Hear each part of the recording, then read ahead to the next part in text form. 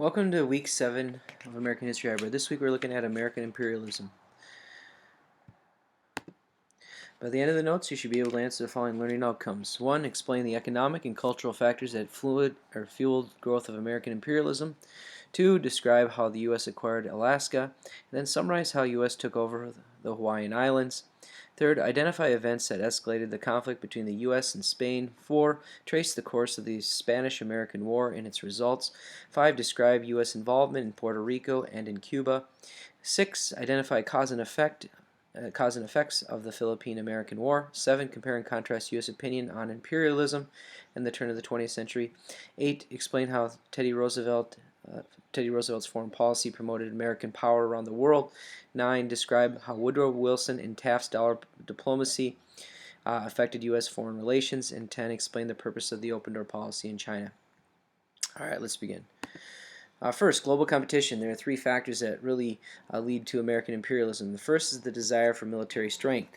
Military strength, what we mean here is really bringing the protection of what was the reintroduction of the Monroe Doctrine, which is protecting Latin American U.S. interests. Secondly is the thirst for new markets. Again, expanding U.S. markets for global or increasing global competition. And thirdly, that is the belief that Americans were culturally superior. All right, the first thing in 1867, the U.S. Acquires Alaska, known as Seward's Folly. Seward's Folly is acquired again for a short sum of money, $7.2 million, which is in today's standard very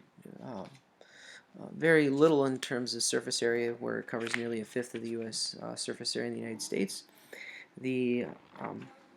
Again, the acquisition was made with the Russians. Seward had some trouble persuading the U.S. House of Representatives to approve the funding for the purchase. Some people thought it was silly to buy. They called it a wasteland or an icebox, Seward's icebox. Nonetheless, it became a U.S. state in 1959. And today we see we use Alaska for many things, such as timber, minerals, and oil. Next, U.S. expands in the Hawaiian Islands. In 1867, U.S. acquires the Midway Islands. In the 1820s, we begin to send missionaries to Hawaii. Missionaries, here's a quote of what a missionary would have said.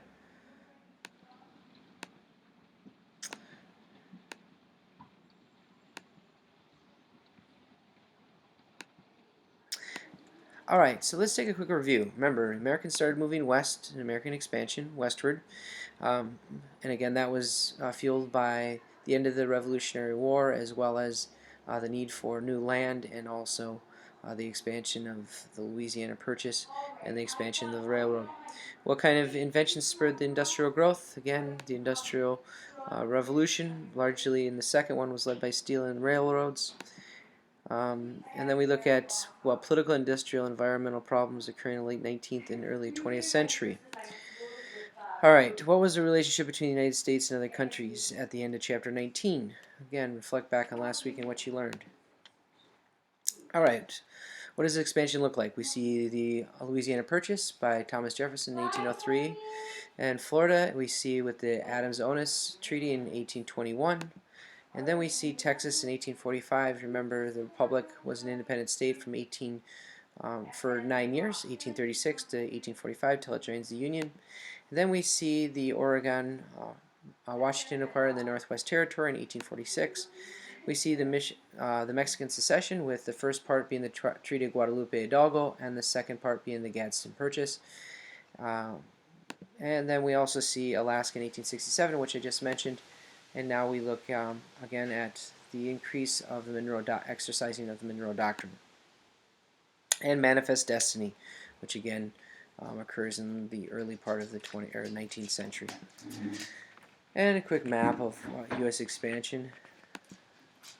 What is imperialism exactly? It's the quest for colonial empires. It's instilling political and government and economic force upon a nation. Again, desire for profit, markets, and raw materials. We see piety, the spread of Christianity. I meant piety. And then we see patriotism, And again, the assertion of superiority, cultural superiority. And then we also see politics, the spread of our cultural superior government system, that being democracy. Okay, so again, we look at world colonial powers during this time. Take a quick peek at the various powers in the world during the 1900s. Okay, why and how did U.S. join the United States? Well, first, remember, missionaries arrived there. It's about 2,000 miles off the west coast of California. We see fertile land, again, where they grow sugar cane. United under a single kingdom. Ideal base for ships, as we see our Navy continue to grow during this time, in the turn of the 1900s. First contact, again, missionaries in about 1820s. Again, a video clip not working. Alright, so some supported annexing Hawaii, some did not. President during this time, William McKinley, did not support the annexation of Hawaii. Really what we see is the forcing of the King Kalakaua to sign a constitution at gunpoint, limiting his power. Again, they're going to be, mostly he's going to be strong-armed by white businessmen or business leaders that come from the Americas. King Kalakaua dies in 1891. Then later, Queen Liliuokalani, known as the Hawaiian Queen, will replace the king. This is known as the Bayonet Constitution, again giving business rights to U.S. interests in the Hawaiian Islands. Also, it gives a naval base in Pearl Harbor. The Queen Liliuokalani, will try to enact a constitution. The supporters of annexation take over and declare a new president. Alright, so again, looking at Queen Liliuokalani. Again, Queen Liliuokalani, she'll be encouraged by Ambassador John L. Stevens to organize a revolution. With the help of the Marines, they overthrew the Queen and set up a government headed by Stanford D. Poole. What was important to understand during this time is that when she tried to bring about a new constitution, she did not have the majority supporters in her homeland. She relinquishes her throne to prevent her death, and then Cleveland refused to annex. However, McKinley will annex in 1898. And thus, in April 12, 1898, Congress proclaimed Hawaiian an American territory, although Hawaiians had never had the chance to vote. In 1859, Hawaii became the 50th state of the United States.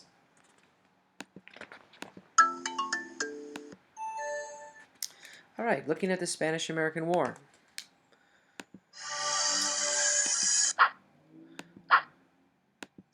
Here again, looking at causes to U.S. expansionism. And the debate over imperialism. Let me just backtrack. Not everybody was in favor of imperialism. After all, many complained that the United States had, during the American Revolution, had separated from an imperial power, that being Britain, and why would we ever want to portray events or acts on other countries similar to what the British had done to the United States. Revolution in Cuba. The revolution in Cuba in the 19th century.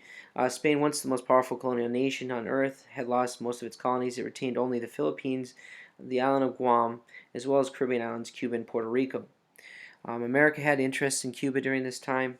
The United States had long interest because it's simply for proximity, 90 miles from the coast of Florida. Diplomats recommended that Franklin Pierce, the United States, buy Cuba from Spain. However, Spain would rather see Cuba sink in the ocean than sell it to the United States in the 1850s. While Cuban revolt against Spain was not successful, but in 1886 the Cuban people did force Spain to abolish slavery. There's a second war for independence, a revolution that occurs in 1895. This is led by Martí. He organized Cuban resistance against Spain using an active guerrilla campaign and deliberately destroying property, especially American-owned sugar mills and plantations. Martí counted on the provoking U.S. intervention to help rebels liberate Cuba.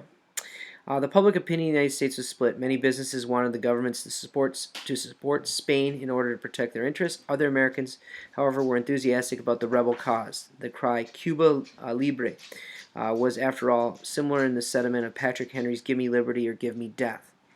The again two again what we see is two revolutions. U.S. interests, which I referred to. Americans keep a watchful eye. The revolution begins in 1895. McKinley again wants to avoid war.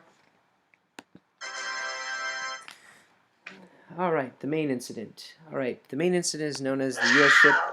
The U.S. ship is the USS Maine. Only a few days after yellow journalism publicized that McKinley was weak, and that came from reports from the Spanish leader during the time. As a result, a few days later, after it was publicized due to yellow journalism, American resentment toward Spain turned to outrage. Early in 1898, McKinley had ordered the the USSS Maine to Cuba to bring home American citizens in danger from the fighting and to protect American property. However, in 1898, the ship blew up in the harbor of Havana. More than 260 people were killed. At the time, no one really knew how the ship exploded. American newspapers claimed the Spanish had blown up the ship. The American yellow journalism headlines read, "The warship Maine was split into two by the enemy's secret internal machine." Later reports indicate that the explosion was due to a gas combustion in the engine. Nonetheless, this will be the cause to the start of the U.S. Spanish-American War. At this time, public opinion did favor the war, but after a week after the explosion, Congress declares war on Spain. They declare war on Spain by first attacking in the Philippines. The first battles were on the islands, where Commander George Dewey gave the command to open fire on the Spanish fleet at Manila, which was the Philippine capital. Within hours, Dewey's men had destroyed every Spanish ship there. Dewey's victory allowed U.S. troops to land in the Philippines. After the war in the Philippines, the war advances to the Caribbeans. Hostilities began with a naval blockade of Cuba. Admiral Sampson effectively sealed up the Spanish fleet in the harbor of Santiago de Cuba. Dewey's victory at Manila had demonstrated the superiority of the United States naval forces. In contrast, the Army maintained only a small professional force. And again, during this time, we see the importance of the Rough Riders. The Rough Riders, led by soon-to-be President Teddy Roosevelt. Okay, again.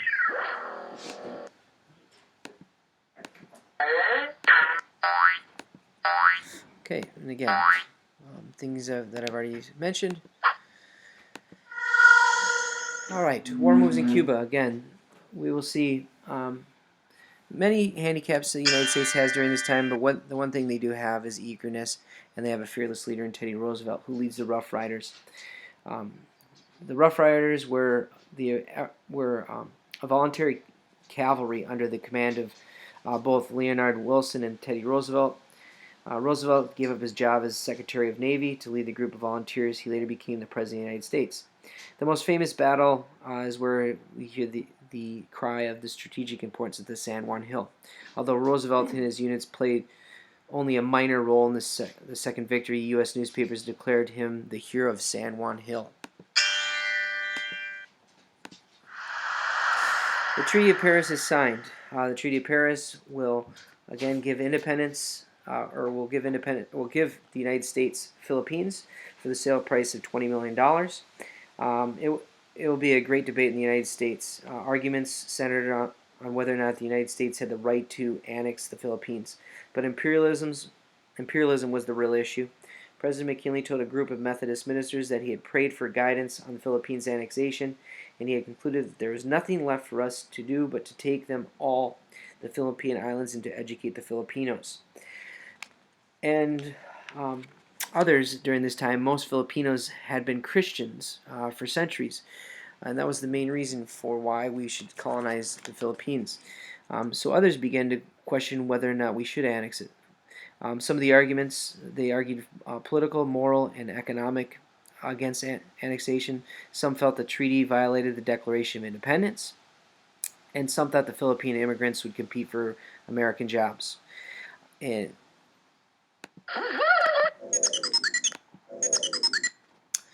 uh, again, African Americans fighting in this war, much like our previous wars in U.S. history.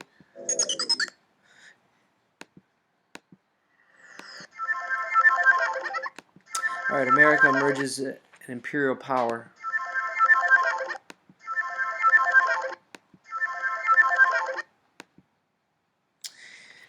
Again, acquiring the new land, we see Puerto Rico. In the case of Puerto Rico, the United States gave Puerto Rico no promise regarding independence after the Spanish-American War. What they did is they guaranteed them protection by providing them military protection. Puerto Rico would be controlled by our military, and Congress decided otherwise.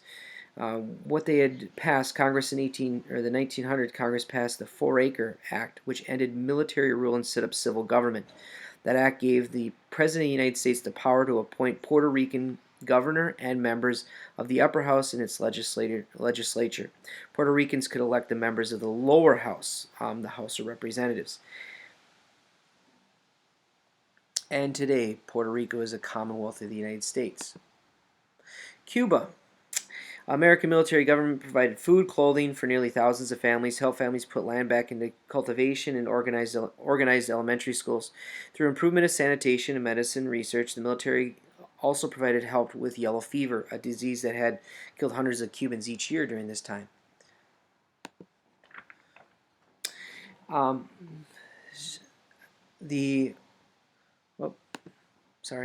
Protecting a few things. The Platt Amendment was passed. The Platt Amendment, Cuba could not make treaties that might limit its independence or permit a foreign power to control any part of the territory. Secondly, the Platt Amendment stated the United States served the right to intervene in Cuba. Thirdly, Cuba was not to go into debt that its government could not repay. And fourth, the United States could pay or lease land on the island for naval stations and refueling stations. Cuba became a U.S. protectorate.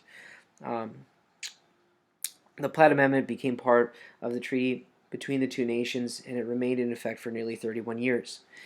Businesses were also interested in Cuba. Businesses that had invested in the island's sugar, tobacco, and mining industries, as well as the railroads and public utilities.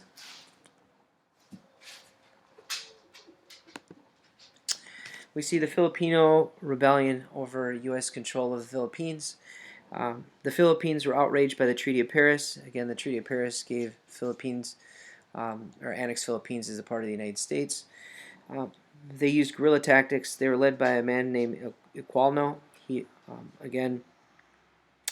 What they did when the Iqualno used the guerrilla tactics, the United States forced Filipinos in designated zones where there was poor sanitation, starvation, and disease killed thousands.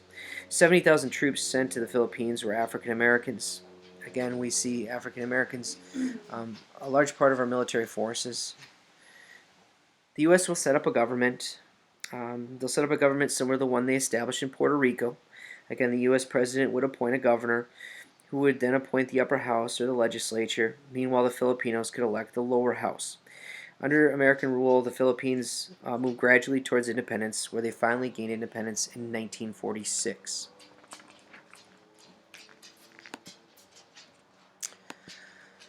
All right, involvement in China. Began in 1784. China attacked Japan. All European powers to establish spheres of influence, known as the Open Door Policy. The Open Door Policy during this time was led by U.S. Secretary of State John Hay. In 1899, he issued a series of policy statements he called Open Door Policies. They were comprised of notes, were letters addressed to the leaders of imperialist nations proposing the nations share their trading rights with the United States, thus creating an open door. This meant that no single nation would have a monopoly on trading with any part of China. Well, this will lead to the Boxer Rebellion.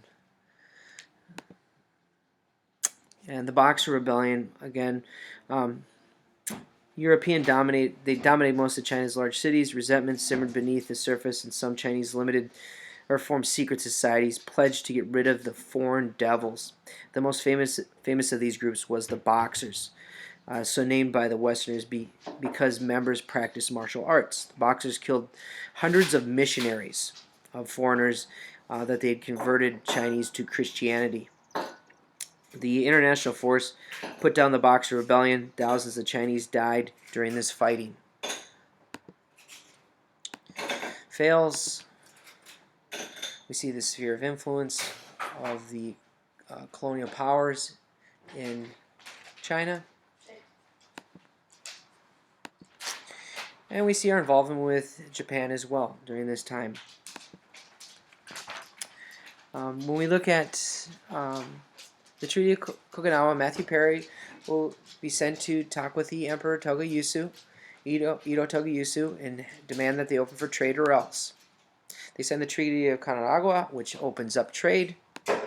Quickly modernized Japan's will attack Russia in the island in the area of Manchuria, and treaty will be negotiated with Teddy Roosevelt.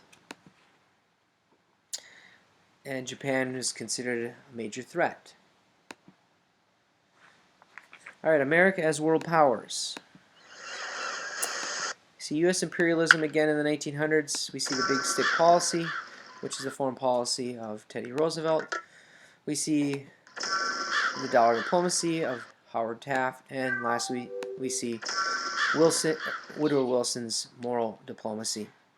We'll get into these in a little bit. Teddy Roosevelt, he again was the moderator in the Russo-Japanese War. Again, when he mediates, he will help Russia and Japan agree to let Russia take over Manchuria and Korea. The successful efforts in negotiating the Treaty of Portsmouth won Roosevelt the 1906 Nobel Peace Prize. Teddy Roosevelt also became the president with the construction of the Panama Canal. We see as early as 1850, the United States and Britain had agreed to share the rights to the canal. In the Pontefract Treaty of 1901, Britain gave the United States exclusive rights to build and control a canal through Central America. During this time, engineers considered two possible routes, one through Nicaragua, which would be possible fewer obstacles. The other was through Panama, which during this time was controlled by Colombia, and was shorter but filled with mountains and swamps. In the late 1800s, a French company had tried to build a canal in the Panama, but after 10 years, the company gave up, and it sent an agent, Philip Bonavaria, to the United States to convince the United States to buy its claim. In 1903, the President and Congress decided to buy the Panama Canal, or the Panama route, from a French company for $40 million. The United States had to get permission from Colombia when Panama was controlled by Colombia. When these negotiations broke down, again, Colombia refusing to give the rights to the United States, Barranvilla helped organize a Panamanian rebellion against Colombia. And in 1903, Panama, with a nearly dozen U.S. warships, gained its independence. 15 days later, Panama and the United States signed a treaty in which the United States agreed to pay Panama $10 million plus an annual rent of $250,000 for an area of land across Panama called the Canal Zone. The payments were to begin in 1913.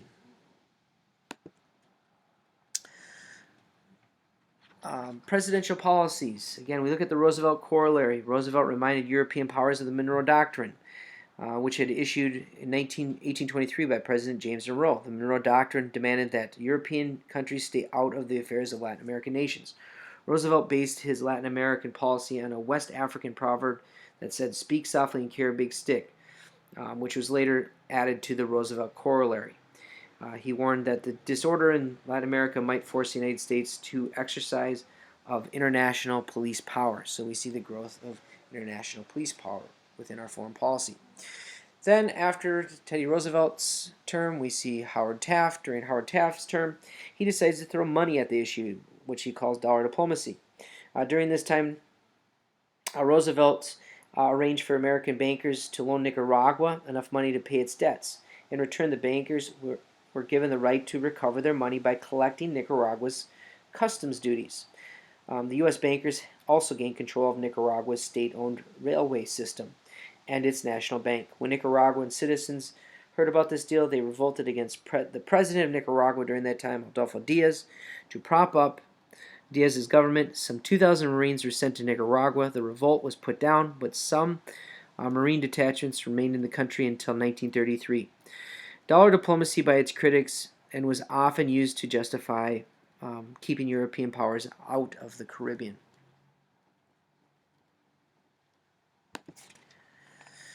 We see Woodrow Wilson in the moral diplomacy. Again, Wilson talked about our moral responsibility as the United States in regards to foreign policy. We see the Mexican Revolution. Mexico had been ruled for more than 3 decades by a military dictator known as Porfirio Diaz, a friend of the United States. Diaz had long encouraged foreign investments to his country. As a result, foreigners, mostly Americans, owned a large share of Mexican oil wells, mines, railroads, and ranches. While foreign investors and some Mexican landowners and politicians had grown rich, the common people of the country were desperately poor. So in 1911, Mexican peasants and workers led by Madero overthrew Diaz. Madero promised democratic reforms, but he proved unable to satisfy the conflicting demands of landowners. General Victorio Huerta took over the government. Within days, Moreno was murdered. Wilson refused to recognize Huerta's government. He had said he will keep a watchful waiting. There will be a plan of watchful waiting. Huerta's officials arrested a small group of American sailors in Tampico on Mexico's eastern shore. The Mexicans quickly released them and apologized, but Wilson used the incident as an excuse to intervene in Mexico, and he sent U.S. Marines to occupy Veracruz. Several years later, the Huerta regime will collapse, and Carranza, a nationalist leader, became the president in 1915. Wilson withdrew the troops and formally recognized the Carranza government. However, this sparked rebellion. Rebellion led by 2 notable individuals, Francisco Pancho Villa and Emiliano Zapata.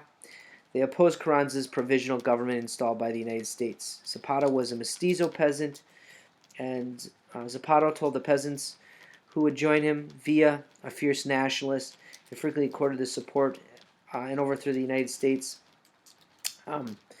And in January 1916, Carranza invited American engineers to operate mines in northern Mexico. Before they reached the mines, however, Pancho Villa's men took the Americans off the train and shot them. 2 months later, some of Villa's followers raided Columbus, New Mexico, and killed 17 Americans. Americans held Villa responsible, and this led to the chasing of Villa, led by Brigade General John J. Pershing, and the extraordinary force of about 15,000 soldiers in Mexico to capture Pancho Villa dead or alive. For almost a year, Villa eluded Pershing's forces. Wilson then called about 150,000 nationalist guardsmen and stationed them along the Mexican border. In the meantime, Mexicans grew angrier over the U.S. invasion of their land. In 1916, U.S. troops clashed with Carranza's army, resulting in deaths on both sides. Immediately, Carranza demanded the withdrawal of U.S. troops, but Wilson refused. War seemed imminent. However, in the end, both sides backed down. The United States, facing war in Europe, needed peace on its southern border, southern front. So in 1917, Wilson ordered Pershing to return home.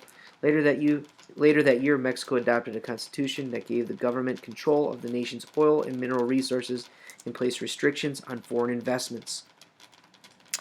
Although Carranza creates a constitution in 1917, he really was not seen by all as the leader that Mexico needed. So in 1920, Alvaro Obregón will come to power. Obregón's presidency marked the end of the Civil War and the beginning of reform in Mexico. All right, please again go back to the learning outcomes for this week. Make sure you can fully answer them with the historical facts and events, and then begin week 7's activity.